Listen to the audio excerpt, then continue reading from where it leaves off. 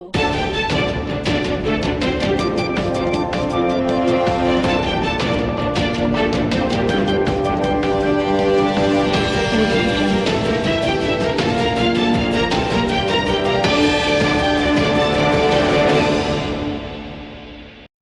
જિલ્લાના વિસનગર શહેરની આદર્શ વિદ્યાલયથી દીપડા દરવાજા જવાના જાહેર રોડ ઉપર ખાડા પડી ગયા હતા, જેમાં વરસાદના પાણી ભરાઈ ગયા હતા.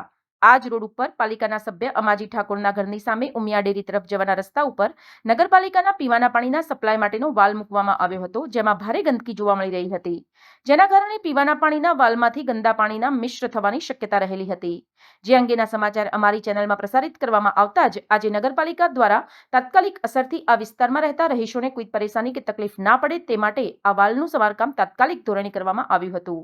અને આવનારા દિવસોમાં જો ભારે વરસાદ તૂટી પડશે તો પણ હવે આ ખુલ્લા વાલનું રિપેરિંગ કામ કરી દેવામાં આવતા પાણી સપ્લાય માટેના વાલ્વની કામગીરીથી સ્થાનિક રહીશોમાં રાહતની લાગણી જોવા મળી રહી હતી. સમાચાર અને જાહેરાત માટે સંપર્ક કરો પ્રકાશ સોની 94 294 35034, અલ્પેશ બારોટ 93 774 26 544, વિસનગર કે ન્યૂઝ.